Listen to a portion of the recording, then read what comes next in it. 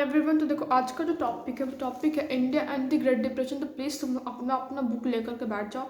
जहाँ पे बोलेंगे अंडरलाइन कर लेना, अंडरलाइन कर लेना। जहाँ पे बोलेंगे इस टॉपिक इस वर्ड का ये मतलब है वो तुम लोग लिख लेना। इससे तुम लोगों को फ़ायदा होगा जब तुम्हारा बोर्ड एग्जामिनेशन है अभी जो मई में है। तुम लोग एकदम इजीली बस ऊपर से देख लोगे, तुमको समझ में आ जाएगा, क्योंकि मेन क्वेश्चन तुम्हारा यही बुक के बीच से आता है। तुम्हारे एनसीईआरटी में जो क्वेश्चन दिया हुआ रहेगा वो तुम्हारा बिल्कुल भी नहीं आने वाला है। और जो एग्ज़ाम आइडिया में जो क्वेश्चन मेनली हम लोग सोचते हैं कि चलो एग्ज़ाम आइडिया उसको रट जाएंगे, रट तो तुम पाओगे नहीं पूरा एग्ज़ाम आइडिया, तो तुम इम्पॉसिबल है। तो बुक के बीच को समझना होगा, बुक में जो बीच बीच में जो टॉपिक है उसको समझना होगा। समझने के लिए लगे रहो मेरे साथ। अच्छा देखो, अब होगा कि तुमको हम पे विश्वास क्यों होगा।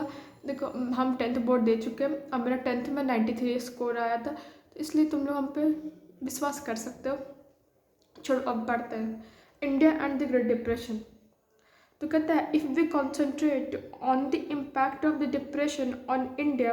तो कहता है कि अगर हम लोग जो ग्रेट डिप्रेशन जो पहले हुआ, जो हम लोग टॉपिक कंप्लीट कर चुके हैं, अगर उसका प्रभाव सिर्फ अगर इंडिया पे देखें कि इंडिया पे उसका कैसा प्रभाव हुआ था, we can understand how integrated the global economy had become by the early 20th century.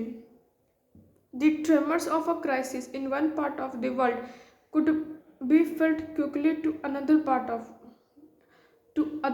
also. The tremors of a crisis. Tremors मतलब क्या होता है? झटका, shock. The tremors of a crisis तो कहता है कि जो ये जो क्राइसिस हुआ, जो भूखमरी हुई थी, जो लोगों को जो परेशानी हुआ था, उसका जो झटका था ना, उसका जो इम्पैक्ट था, basically huge impact in one part of the world. Tremors of a crisis in one part of the, कहता है कि दुनिया के किसी एक हिस्से में जो इसका जो झटका लगा, क्राइसिस का जो झटका था, लोगों को जो तकलीफ झेलनी पड़ी इस क्राइसिस की वजह से, would but of the could be filled quickly to other parts also. तो उसका जो महसूस था ना कि उसके दुनिया के दूसरे हिस्सों में जो लोग थे वो लोग भी इस झटके को महसूस कर पा रहे थे।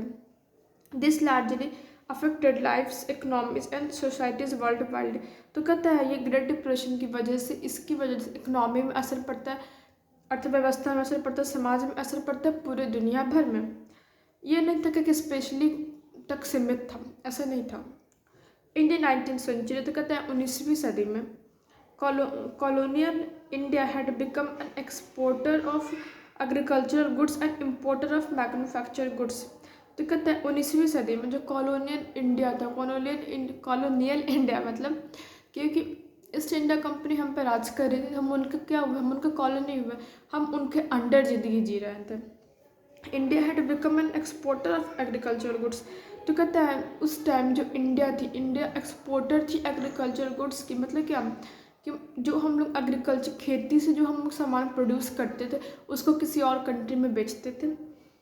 And importer of manufacture goods, और जो बना हुआ जो सामान हुआ उसको हम लोग खरीदते हैं, जैसे मसाले, धान, ये गेहूँ, चावल, ये सब हम लोग किसी और कंट्री में सेल करते थे, बेचते थे, और वहाँ से जो है हम लोग मैन्युफैक्चर गुड्स मंगाते, जैसे कपड़ा हो गया, ये सब कुछ मैन्युफैक्चर के सामान हम लोग लेते थे उन लोगों से।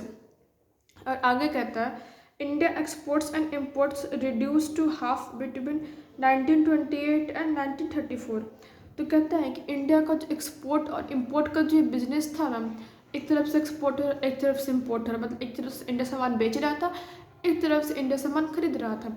तो ये जो सिस्टम था इंडिया का वो लगभग आधा हो गया, उसका रेशियो घट गया था, आधा पे आ गया था। ये कब, हाँ 1928 से लेकर 1934 के बीच जो 6 साल हुआ, इन 6 सालों में इंडिया का जो सिस्टम था इम्पोर्ट एंड एक्सपोर्ट का सिस्टम बहुत ज़्यादा घट कर के आधा पे आ चुका था। As international prices crashed. तो कहता है कि इंटरनेशनल जो प्राइसेस था उसमें एकदम क्रैश हो जाता, मतलब क्या उथल पुथल आती है। Prices in India also plunged. तो कहता है कि इंडिया में, भारत में जो प्राइस होता है, मार्केट का प्राइस, एग्रीकल्चर गुड्स का प्राइस, मैन्युफैक्चर्ड गुड का प्राइस, इसका जो प्राइस होता है इंडिया में और ज़्यादा लो हो जाता है। प्लंग मतलब क्या, नीचे गिर जाता है। नोट कर लो, प्लंग मतलब नीचे गिरना, ट्रेमर्स मतलब झटका। Prices of wheat in India fail by 50% between 1928 and 1934। तो कहता है इंडिया में जो गेहूं का जो प्राइस था ना वो एकदम घट करके हो जाता है 50% पे आ जाता है। अगर पहले 100 रुपये में 1 किलो गेहूं बिक रहा था तो अब उसका दाम हो जाता है 50 रुपये। कब, किस किस साल में? 1928 से लेकर 1937 में। अब बात आती है, तुम लोग को एक पैराग्राफ कंप्लीट हो गया, अब तुम लोग को कौन कौन सी लाइन अंडरलाइन करना है तो अंडरलाइन करो। In the 19th century, colonial India had an exporter of agricultural goods and importer of manufactured goods. The depression immediately affected the depression immediately affected Indian trade. India's export and imports reduced to half between 1928 and 1934 as international prices, इसको नहीं underline करना। The price of wheat in India fell by 15%, 50% between 1928 and 1934। अब हम लोग आगे continue करते।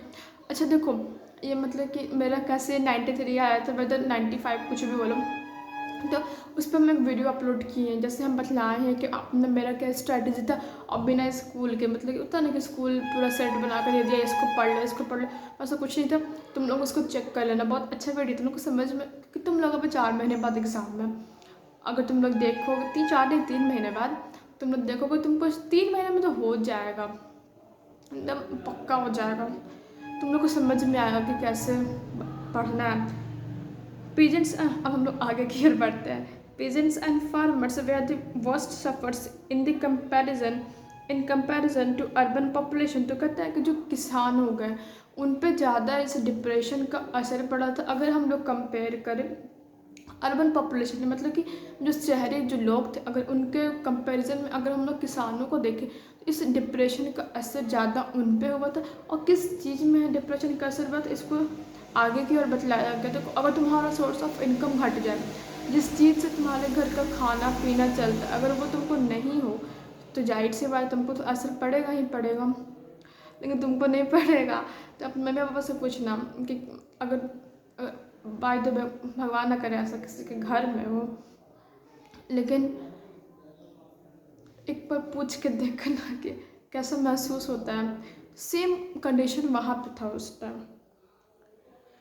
Through agriculture prices felt sharply. तो कहता है थ्रू मतलब क्या, हालांकि नोट कर लो, एग्रीकल्चर का जो प्राइसेस था बहुत ज़्यादा तेज़ी से क्या था, घट रहा था। The colonial government refuse to reduce revenue demands. तो जो कॉलोनियल गवर्नमेंट थी, जो ईस्ट इंडिया कंपनी थी, वो रेवेन्यू कर्ज का जो डिमांड था उसको घटाने के लिए तैयार नहीं हो रही थी। और लोगों का कहना था कि जितने पे आप हमको देते हैं पैसा, आप हमको उतना ही कर्ज पेड करिए, हम आपकी मजबूरी को नहीं समझेंगे। एक तरह से बदमाशी कर रहा था कॉलोनियल गवर्नमेंट, उन लोगों को तड़पा रहा था, सिर्फ अपना स्वार्थी बन के सोच रहा था। Peasants who were producing for the world market were the worst hit। तो कहते हैं वैसे किसान जो वर्ल्ड मार्केट के लिए, इंटरनेशनल मार्केट के लिए जो सामान प्रोड्यूस करते थे, बनाते थे, उन पर ज़्यादा इस चीज़ का असर हुआ था। Let study the jute producers of Bengal. तो यहाँ एक केस बता रहा है कि बंगाल के जो जूट प्रोड्यूसर्स हैं उनके बारे में अब यहाँ पे पढ़ने के लिए कहता है।